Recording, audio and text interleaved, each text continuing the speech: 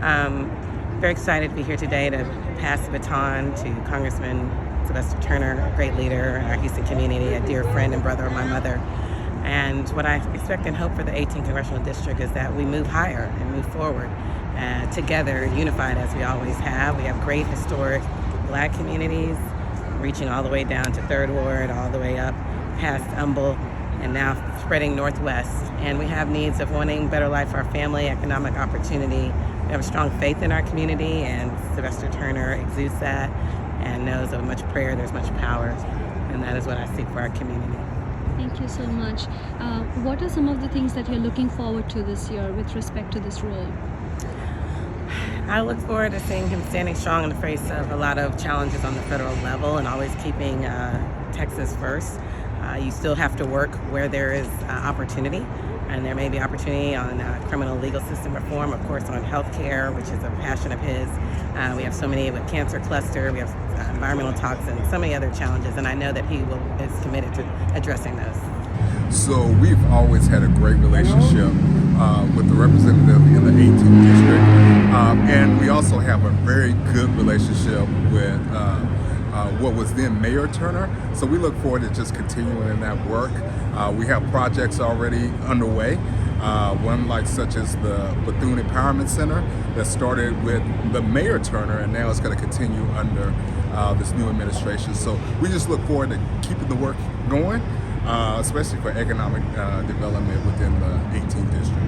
This was a fantastic event, and I'm not just saying that because I'm on camera. You could feel the history in the room. It was electrifying, it was inspiring.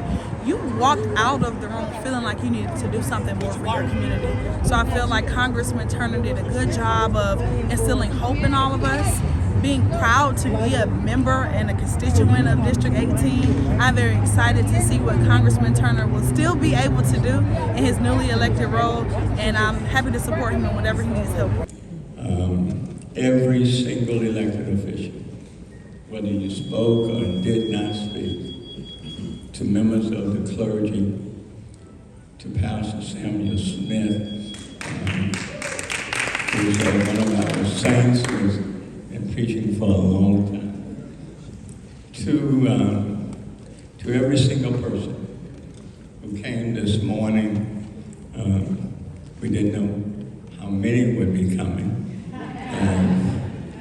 But as I watched and people came in one by one, I said, God, thank you for the support that you are giving. And not just for me, but for the work that we need to do in Washington, D.C. And then especially, let me thank Linda again, for stepping up.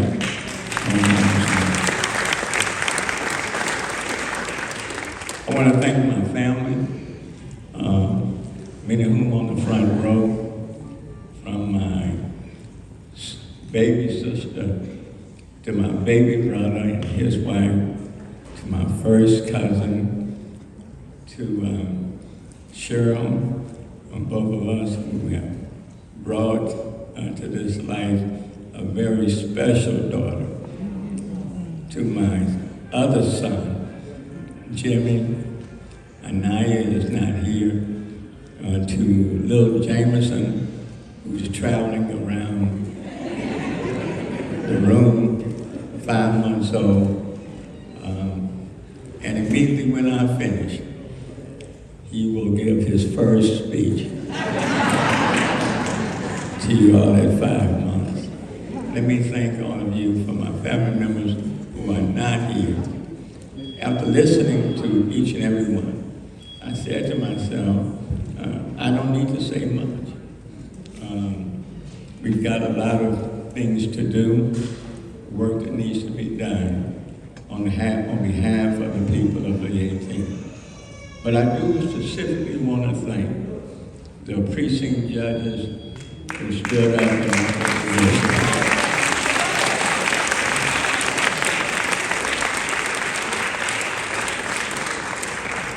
because our democracy doesn't start being a member of Congress.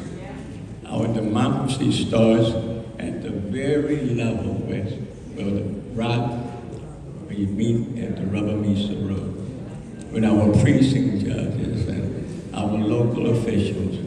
So I want to thank each and every one of them, and want to thank the voters again for entrusting their support in me. Let me just say that it's an honor to stand before you today, not just as your congressman or former mayor or state representative, but as your voice in the halls of Congress. I've had the privilege of being a freshman all over again. And this morning you have heard from two of my senior members, Lizzie Fletcher, who has been incredibly supportive and helping me to navigate through the process. Thank you.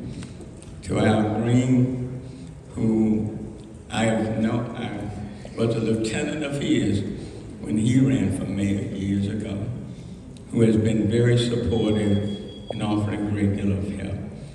I do want to acknowledge Congresswoman Sylvia Garcia in her absence. She was scheduled to be here this morning, but I think came down with the bug and is unable to be here. And what I've learned is that you can't do anything by yourself. You really have to do it together. And over the next 2 years, we will work together to represent the people, you, who are depending on us to get the job done. The 18th Congressional District is no ordinary place. Whether you come from the Heights, 3rd Ward, the Trade, Independent Heights, the Acres Home, the Fofo, the Northeast, Cashmere, 5th Ward, St. Woods, Trinity, whether you go and live in Spring or even in the Humble area, we represent the 2nd Ward, a very diverse community. It is a community defined by our resilience, our innovation, diversity, and unyielding spirit. From the neighborhoods that nurture cultural icons like Beyonce, to the industries that employ countless hardworking Houstonians, our district reflects the best of what this country has to offer. Houston just doesn't power the nation, we actually set the trends. But I won't stand here today and pretend that the road ahead will be easy. You know, like I do, that we will face many challenges ahead. But let me say this, we have been here before. And it is not the challenges that will tell us who we are, but the challenges will define what we stand for. When I reflect on this moment, I'm reminded of the story of Esther. You know the story. She didn't step into a position under the most ideal circumstances. She was placed in the palace of a king whose values did not align with her own. And yet, when the moment came, she spoke truth to power, risking her life to save her people. Her cousin Mordecai reminded her, perhaps you were born for such a time as this. Friends, I believe we are here for such a time as this. Not by accident, not by coincidence, but because the work of justice, progress, and transformation is not yet complete. We are called to continue the extraordinary legacy of the 18th Congressional District. From Barbara Jordan, who taught us the power of truth and integrity. To Mickey Leland, whose compassion reached the corners of the globe. To Craig Washington, who fought tirelessly for justice and education. To Sheila Jackson Lee, whose unyielding advocacy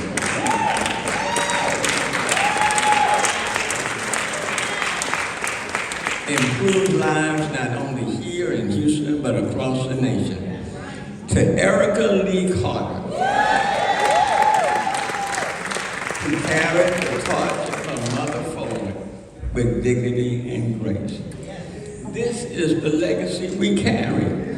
And so we will step into this moment with boldness, not because it is easy, but because it is necessary and the times demand it. Healthcare is the foundation of a thriving community.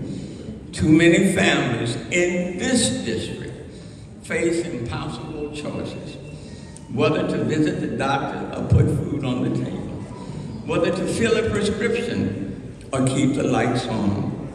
That's unacceptable. We need to address disparities in life expectancy that exist within our own community. Why is it that someone born in one zip code in the 18th can't expect to live the same period of time as people in the neighboring zip code, just a few miles away? We must also talk about the environmental injustices that have occurred in Cashmere Fifth Ward communities and across Houston. Because clean air, clean water, and safe neighborhoods shouldn't be a privilege. They are our right. The Affordable Care Act has been a lifeline for so many, but we must strengthen and expand it. We need to invest in mental health resources, preventative care, and the expansion of Medicaid right here in Texas. And we must ensure that no family has to live in fear of medical bankruptcy. Staying healthy should be a privilege for a select few. It's a right for everyone in the 18th Congressional District. But healthcare alone won't solve these problems. We also need to create economic opportunities and good paying jobs so people can take care of their families. And we must invest in our infrastructure. Our metro system must continue to be upgraded to meet the demands of a modern, thriving city. Reliable public transportation connects families to their jobs, students to schools, and seniors to health care. And I, along with the other members of Congress, will work to bring needed resources to our city. But when they come, the city must utilize them. To make sure that first-time home buyers have the support they need to achieve the dream of homeownership. Rising costs should not push families out of their neighborhoods or place them on the streets. We need to do better. Small businesses are the background of our district, and we need to ensure they have the grants and the resources to thrive, especially those owned by women and people of color. Houston is the energy capital of the world, but that leadership must expand to the future of energy as well.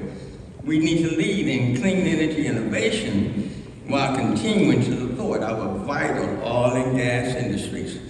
Investments in green technology and workforce development will create good paying jobs and ensure Houston remains a global leader. And we will also use these federal resources to address the realities of climate change, fortifying our infrastructure against storms, protecting our communities, and creating resilience for future generations. But we will have to work hard in D.C. to make this happen. Those are things we want to do, but they don't happen on their own. And that's why the 18th Congressional District must be more unified today than it has ever been. And it's not about sending me to Congress to fight alone, or Lizzie Fletcher, or Al Green. The 18th Congressional District must come right along with me, so that when I speak with you front and center. And when we stand up together, no matter who may be where in D.C., God will give us what we need to represent.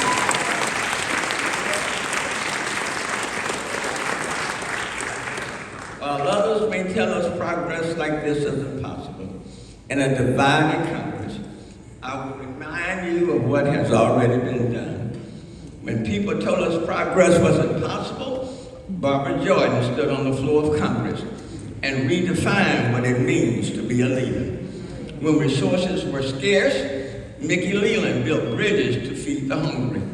When doors were closed, Sheila Jackson Lee found a way to knock the door open and then held it open for others to follow. The challenge ahead will not be easy, but I'm reminded of the old hymnal, I believe I'm going to run on and see what the end is going to be. And one thing I do know, the God that I serve can take a few and do a whole lot. And so I head to the 18th, not just with me alone, and not just with the people of the 18th. I shall take my faith right along with me. And what I cannot do, I know a God who can make things happen. I'm looking forward to going to work. So we want our kids educated, whether you go to college or work or you do not, in order to be able to take care of their families. We want families with health care and access with quality health care. We want people living in affordable housing, not living on our streets. And together, we will work to make this happen. I have been blessed. I have been blessed. But it's not because I'm so smart or because I know so much. I've been blessed because we've done it together. And quite frankly, I thought my work was done. But one thing I have learned, when you make plans, God calls on it. We will work with everything that we have to make sure that the least of those in the 18th are not overlooked. That those who want to do better are given the tools to do better. We will value the diversity within the 18th. No matter what you look like, who you look like, who you love, we will stand together. And when Lizzie and Al, our numbers seem to be short, Pastor, I know how to get on my knees and ask the Lord to make the numbers we have work. And if God is on our side, the best for the 18th has yet to come.